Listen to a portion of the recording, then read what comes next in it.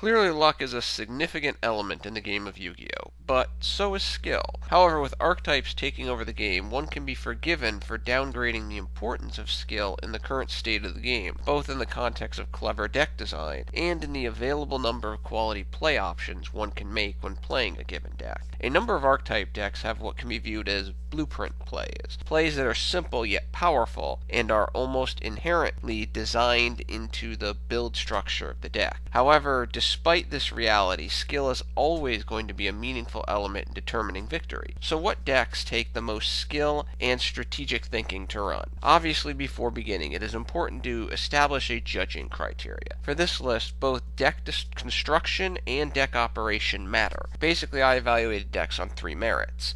First, difficulty in constructing a quality deck based on available options. 2, the ability to understand the deck at a basic quality play level. 3, the ability to master the deck.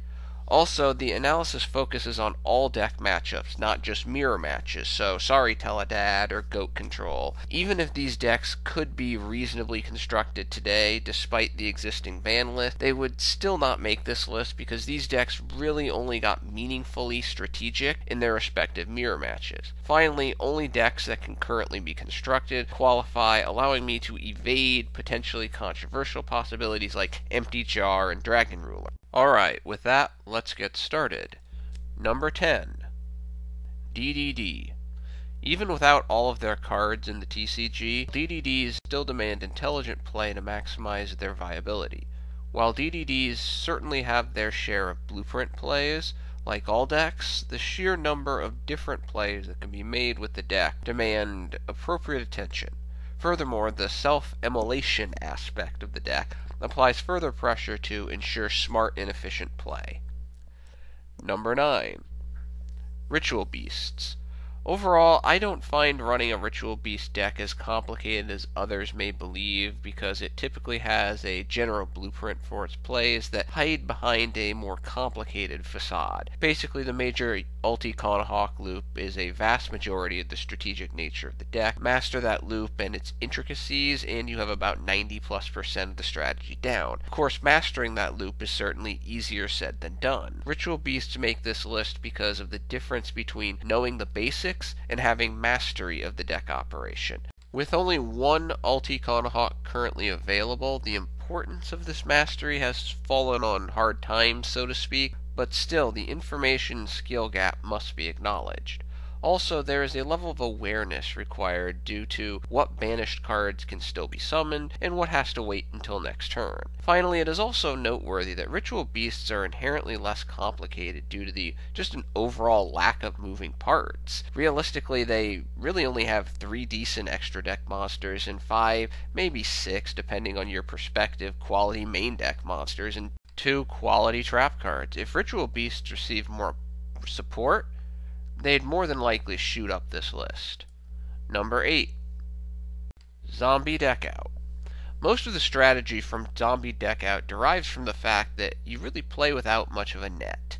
In the past, there were times when you could win without decking out the opponent by riding the synchros that accompany the deck. Now, with the change in meta, winning is much more reliant on Deckout. To this point, where there is little multi-turn thinking to this deck, there is a lot of current turn thinking and planning. How do you set up Bone Towers? When do you summon it? Are the conditions more prudent to search for a Zombie Master or Mizuki, etc., etc.? Also, Zombie Deckout demands that dreaded element for some players: non-battle damage related math. You have to make sure that after planning out all of your plays, that enough cards will be drained from the opponent's deck that they have almost nothing to nothing left. For a number of decks can use the graveyard as a second hand or deck of sorts. Thus, in the past, dumping only 12 cards per turn crippled an opponent. Now, maybe, but it's probably not enough.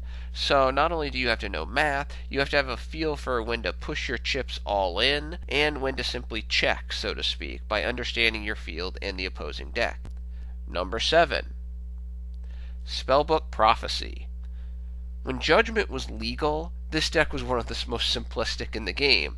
Get Judgment, activate Judgment, play some spell cards, and win next turn. Without Judgment, running Prophecy has become much more strategic.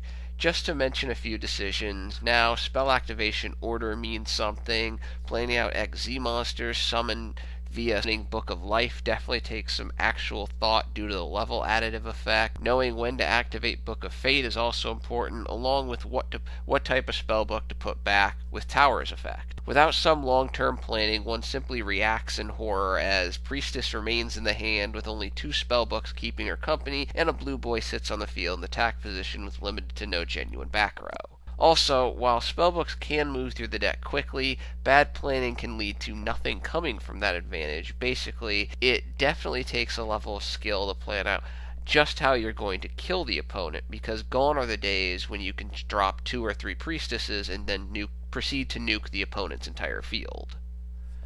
Number 6. Xing.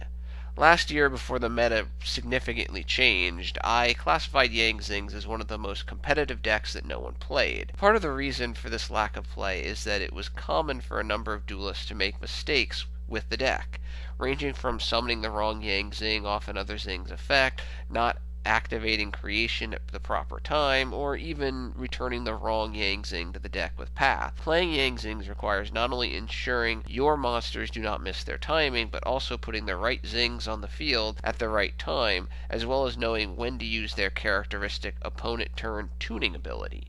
The immunity abilities that Xings provide to their respective synchros also demand some level of forethought regarding what synchros will benefit the most from what effects against which decks at which time, and how those particular Xings will get onto the field to set up the synchro summons.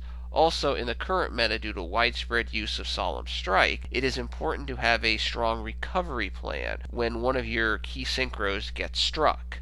Overall, despite the standard blueprint double Baxia play, Xings are one of those decks that require more long-term thinking than most decks, hence why they're on this list.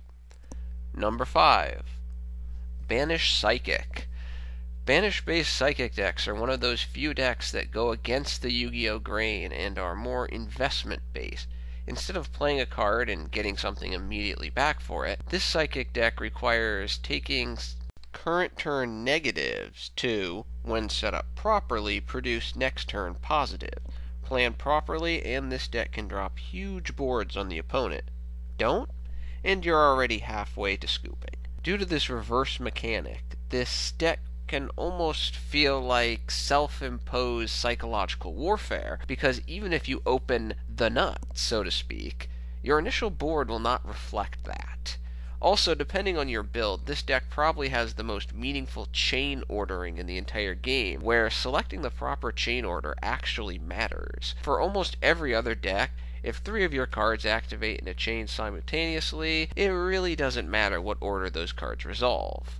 In Banish Psychic, if you want all your effects, you better know the proper order to activate those simultaneous effects. Number 4. Quasar. This choice is a more broad category of deck rather than a specific archetype. Decks that are pretty much largely designed on the basis of summoning Shooting Star Quasar Dragon without using Goyo Defender.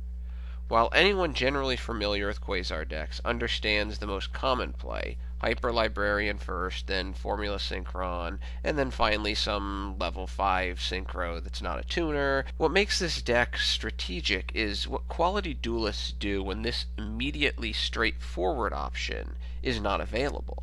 Does the player take the Accel Synchron route, or maybe look towards Phonon Pulse Dragon?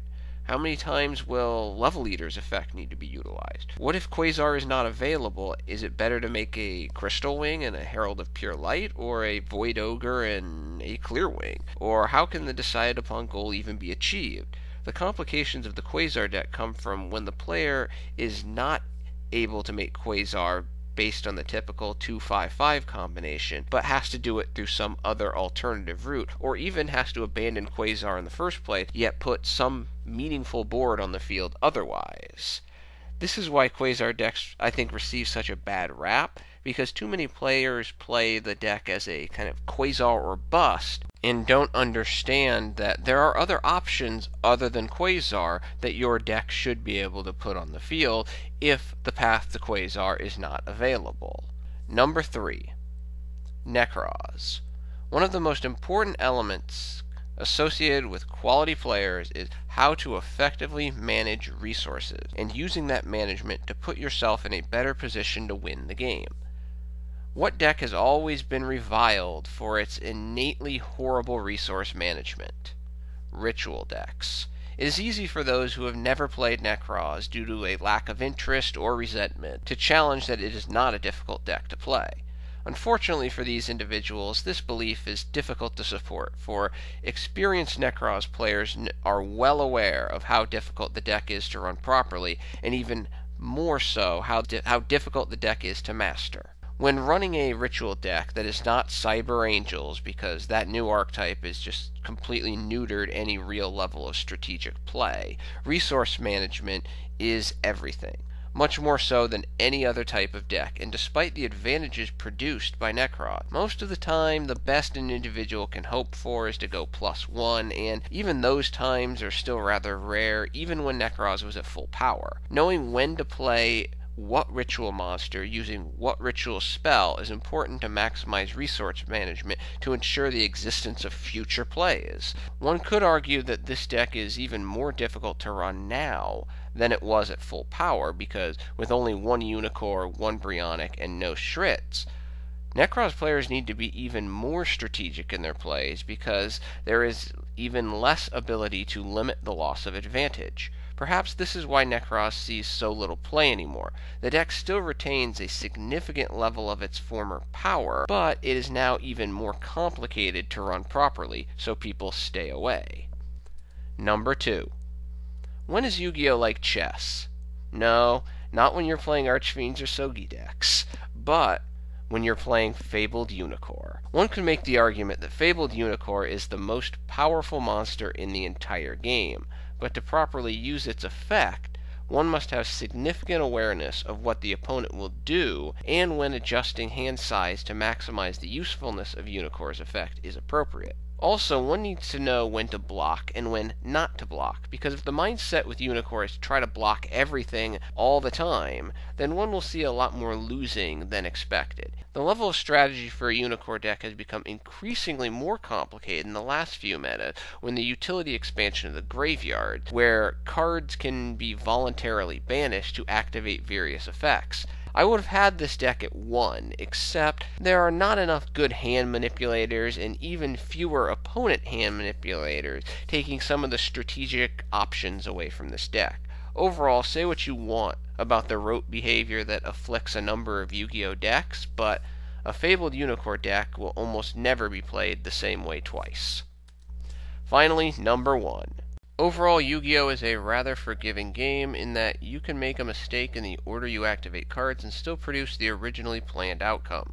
Well, this is true for most decks. Definitely not for my number 1, Sylvans. Sylvans are one of the few decks in the games where specific card effect activation and long-term planning are not the exception, but the norm for the deck to succeed. Activate a card out of order in Sylvans and your entire play blows up because you just shuffled your deck, or you put the wrong card on the top of your deck. Also, Sylvans are the most adaptive deck in the game in the context that sometimes you just have to blind mill, and then adjust to what you get from that mill. Adjusting from the blind milling is one of the elements that really separates the great Sylvan players from the good Sylvan players. Not only do Sylvan players need to understand their long-term plays beyond what they do on the first turn, but setting up for future turns through the effective arrangement of multiple cards in their deck or on their field to activate in a specific order. Knowing how to properly prepare for future turns is important because Sylvans do not have a lot of instant comeback by just playing this one card plays like some other decks. I think that a number of people have a begrudging respect for the complexity of Sylvans, but grumble about it being either Lonefire.deck or Soulcharge.deck when Soulcharge was at 3. In the end, with the advancement of archetypes replacing deck builds that combine 3 to 5 different types due to their overall synergy, the number of blueprint combos have increased, which limit the overall level of perceived skill by a player. In some respects, this change has reduced the opportunities for a lot of players to demonstrate skill simply because of the reduced power and consistency of walking away from some of the blueprint or paint-by-number deck designs. Fortunately, as this list has demonstrated, there are still some decks where skill really matters and separates those that will do well with the deck and those who will fall flat on their face. So if you're looking for a deck that actually allows you to really flex your strategic muscle, take one of these decks for a spin. Well, with that, thank you for your attention and your time. I'm out.